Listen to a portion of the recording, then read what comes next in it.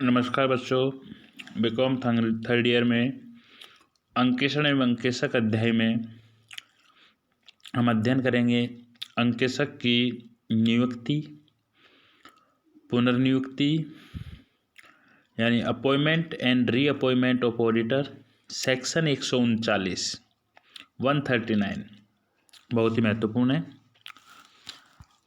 अंकेशक की नियुक्ति और पुनर्नियुक्ति के संबंध में कंपनी अधिनियम जो 2013 है उसका सेक्शन 139 है।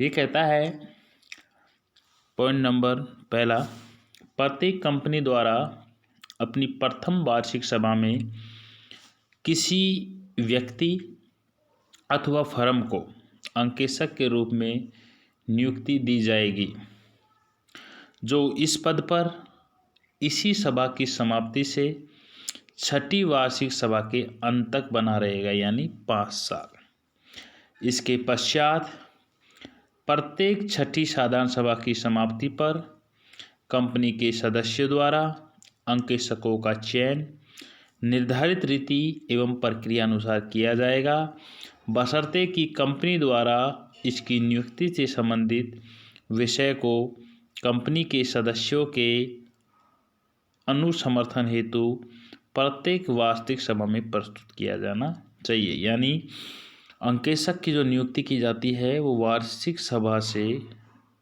प्रथम वार्षिक सभा में की जाती है और प्रथम वार्षिक सभा से वो बना रहता है छठी वार्षिक सभा के अंत तक। लेकिन ध्यान रखो बच्चा, सरकारी कंपनी को छोड़कर प्रथम अंकेशक की नियुक्ति संचालक मंडल के द्वारा की जाती है और प्रथम अंकेशक के अलावा अन्य अंकेशकों की नियुक्ति जो की जाएगी, प्रथम अंकेशक की नियुक्ति कंपनी के रजिस्ट्रेशन के 30 दिनों के भीतर संचालक मंडल करेगा और उसके बाद वो 1 वर्ष तक रहेगा। फिर उसके बाद जो प्रथम वार्षिक साधारण सभा होगी उससे अंकेशक की नियुक्ति साधारण सभा में होगी और वो छठी वार्षिक साधारण सभा की समाप्ति तक रहेगा और फिर बाद भी साधारण सभा करती रहेगी निरंतर। लेकिन जो मैंने कहा था प्रथम अंकेशक, यानी जब कंपनी बनती है तो कंपनी के जब रजिस्ट्रेशन हो जाता है तो जो पहला अंकेशक होता है, क्योंकि साधारण सभा तो बुलाई नहीं जा सकती इतने जल्दी, तो पहला अंकेशक रजिस्ट्रेशन के 30 दिन के बीच तक संचालक मंडल के द्वारा नियुक्त किया जाएगा और वो प्रथम वार्षिक साधारण सभा की समाप्ति तक बना रहेगा।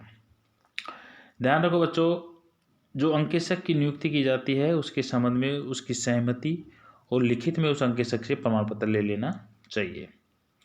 उसकी नियुक्ति के संबंध में यह देख लेना चाहिए कि वो अंकेशक जो अंकेशक की योग्यताओं के संबंध में सेक्शन जो अभी आपको थोड़ी देर पहले मैंने बताया था सेक्शन 141, वो योग्यताएं रखता है या नहीं रखता। और देखो ये भी ध्यान रखना है कि उसको जिसको आपने अंकेशक नियुक्त किया है उसको उसकी सूचना दी जानी चाहिए और ऐसी नियुक्ति के संबंध में इस साधारण सभा की समाप्ति के 15 दिनों के भीतर रजिस्ट्रार को भी एक सूचना देनी चाहिए। अब ध्यान रखिए, जो सेक्शन 139 है वो अंकेशक की नियुक्ति है और नियुक्ति शब्द में ही पुनः नियुक्ति भी सम्मिलित है, यानी पुनः नियुक्ति और नियुक्ति दोनों 139 सेक्शन में है। अब आगे चलते हैं कि कोई भी लिस्टेड कंपनी के संबंध में निम्नलिखित नियुक्ति व पुनः नियुक्ति नहीं देगी। यानी कंपनी को यह ध्यान रखना है कि कोई भी व्यक्ति अंकेशक के रूप में 5 वर्ष से अधिक नहीं लग सकता। यानी अगर कोई आपने अंकेशक नियुक्त किया है और वो निरंतर 5 वर्षों तक रह गया तो उसे पुनर्नियुक्त नहीं किया जाएगा, यानी वापस उसको अंकेशक के रूप में नियुक्ति नहीं जाएगी। और एक फर्म है वो निरंतर 5 वर्ष की 2 अवधियां पूरी कर सकती है, यानी अधिकतम 10 वर्षों के लिए रह सकती है। यानी एक व्यक्ति को अगर अंकेशक नियुक्त करते हो तो वो अधिकतम 5 वर्ष और किसी फर्म को अंकेशक नियुक्त करते हो तो अधिकतम 10 वर्ष। अब ध्यान रखो, यानी एक व्यक्ति है वह कंपनी में अपनी अवधि पूर्ण होने के पश्चात 5 वर्षों की अवधि के लिए नियुक्ति रखेगा यानी 5 वर्ष की अवधि के लिए पुनः नियुक्ति योग्य नहीं होगा, अधिकतम 5 वर्ष ही रहेगा, दोबारा नहीं। और एक फर्म 10 वर्ष के लिए। ये आपको एक अंकेशक की नियुक्ति के समय बच्चों आपको ध्यान रखना है। अब ये जो कंपनी अधिनियम है, इस अधिनियम में एक कंपनी के सदस्य द्वारा प्रस्ताव पारित किया जा सकता है। क्या प्रस्ताव पारित किया जा सकता है? यानी नियुक्त की गई अंकेक्षण फर्म के लेखा परीक्षण करने वाले साझेदार एवं उस दल के सदस्यों को उनके प्रभाव के अनुसार अंतराल से बारी बारी में परिवर्तन किया जा सकता है, यानी उनको परिवर्तित किया जा सकता है। एक से अधिक अंकेक्षकों द्वारा अंकेक्षण का संचालन किया जा सकेगा। अब आपको ध्यान ये रखना है कि कोई भी अंकेक्षक जिसका पद यदि रिक्त हो जाता है तो रिक्त होने की दशा में वो अंकेक्षक है अगर सरकारी कंपनी की बात करते हैं तो संचालक मंडल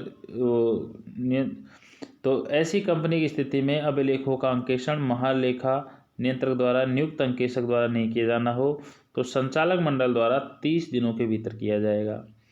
यदि रिक्त अंकेक्षक के त्यागपत्र के फलस्वरूप उत्पन्न हुई हो तो ऐसी नियुक्ति का अनुमोदन कंपनी की वार्षिक साधारण सभा में भी करना होगा, जो संचालक मंडल की सिफारिश के 3 माह के भीतर संचालित होगा और उसका कार्यकाल अगली वार्षिक साधारण सभा तक रहेगा। यानी अगर कोई पद रिक्त हो जाता है तो उसको 30 दिन में रिक्त पद की दिशा में प्रथम अंकेक्षक की नियुक्ति भी संचालक मंडल करता है। और कोई पद रिक्त हो जाता है आकस्मिकता, यानी आकस्मिक रिक्त का मतलब किसी के त्याग पत्र के कारण, ठीक है, किसी के मर जाने के कारण, किसी के पागल हो जाने के कारण कोई पद अगर रिक्त हो जाता है ऑडिटर का तो वहाँ पर संचालक मंडल 30 दिनों के भीतर करेगा। लेकिन उसका अनुमोदन साधारण सभा में वार्षिक सभा में भी करना होगा और वो अगली वार्षिक साधारण सभा तक बना रहेगा। अब ध्यान रखो बच्चा, ऐसा कंपनी की स्थिति में जिनको अभिलेखों का अंकेक्षण भारतीय नियंत्रक महालेखा नियंत्रक द्वारा नियुक्त किया जाता है तो रिक्तता में महालेखा नियंत्रक द्वारा 30 दिनों के भीतर भरी जानी होगी, बशर्ते ऐसी रिक्तता भारतीय महालेखा नियंत्रक द्वारा उपयुक्त अवधि में नहीं भरी जाए तो संचालक मंडल द्वारा अगले 30 दिनों के भीतर उसे भरा जाएगा। अब ध्यान रखो आप, जहां पर अंकेक्षक की नियुक्ति नियंत्रक महालेखा परीक्षक के द्वारा नहीं की जाती और वहां पर अगर पद आकस्मिक रिक्त हो जाता है, मरने के कारण, त्यागपत्र के कारण, पागल हो जाने के कारण अगर पद रिक्त हो जाता है तो वहाँ संचालक मंडल 30 दिन में कर देगा। लेकिन जहाँ सरकारी कंपनी की बात होती है तो वहाँ पहले तो नियंत्रक महालेखा परीक्षक के द्वारा नियुक्त किया जाएगा, आकस्मिक पद को भरा जाएगा। अगर वो रिक्तता को नहीं भर पाता है तो 30 दिनों के भीतर उसको संचालक मंडल के द्वारा भरा जाएगा। ये सारी बातें थी बच्चों। और यहाँ सेक्शन 139 है, इसकी अगर समीक्षा की जाए तो इस पर ये कमेंट है, सेक्शन 139 महत्वपूर्ण है, अंकेक्षक की नियुक्ति पुनर्नियुक्ति से संबंधित है। इसने स्थान लिया है कंपनी अधिनियम 1956 के सेक्शन 224 का। यानी यही सेक्शन 224 जो नियुक्ति पुनर्नियुक्ति की बात जो सेक्शन 139 कर रहा है कंपनी अधिनियम 2013 में, तो कंपनी अधिनियम 1956 में ये 224 था। और इस 139 में महत्वपूर्ण बात यह है कि कोई भी अगर सरकारी कंपनी है तो उसमें अंकेक्षक की नियुक्ति नियंत्रक महालेखा परीक्षक के द्वारा की जाएगी और प्रथम अंकेक्षक की नियुक्ति सरकारी कंपनी में नियंत्रक महालेखा परीक्षक के द्वारा की जाएगी और सरकारी कंपनी के अतिरिक्त अन्य कंपनियों में प्रथम अंकेक्षक की नियुक्ति 30 दिनों में, यानी कंपनी का रजिस्ट्रेशन हो गया उसके 30 दिनों में संचालक मंडल करेगा।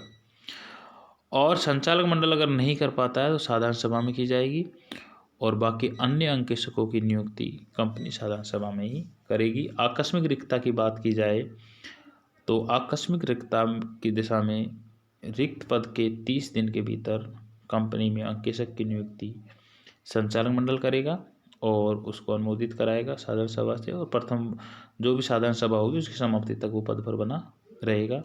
और सरकारी कंपनी में रिक्त पद के 30 दिन में केंद्र सरकार करेगी, केंद्र सरकार नहीं, नियंत्रण महालेखा परीक्षक करेगा। और नियंत्रण महालेखा परीक्षक अगर नहीं कर पाता है तो कौन करेगा? संचालक मंडल 30 दिन में। अब अंकेशक के पारिश्रमिक की बात की जाए, मैं आपको ये अभी बता देता हूँ कंट्यूशन में कि अंकेशक का पारिश्रमिक है रेम्यूनरेशन ऑफ ऑडिटर सेक्शन 142 142 है, यानी कंपनी अंकेशक का पारिश्रमिक। तो देखो सीधी सी बात है, जो नियुक्ति करेगा पारिश्रमिक भी वही निर्धारित करेगा। तो यहाँ बच्चों आपको ध्यान देना है कि अंकेशक का जो पारिश्रमिक है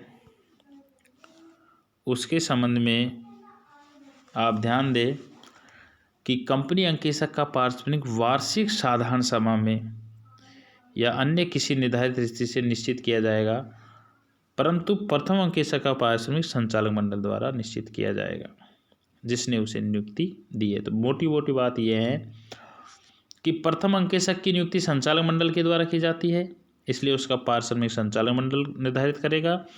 और प्रथम अंकेशक के अलावा बाकी आगे अंकेशक की नियुक्ति वार्षिक साधारण सभा में की जाती है, तो पारिश्रमिक भी वार्षिक साधारण सभा के द्वारा ही निर्धारित किया जाएगा। सेक्शन 142 है वो पारिश्रमिक के संबंध में है, अंकेशक को क्या पारिश्रमिक दिया जाएगा। तो ये 2013 के कंपनी अधिनियम में है और 1956 के कंपनी अधिनियम में सेक्शन 225 था। धन्यवाद।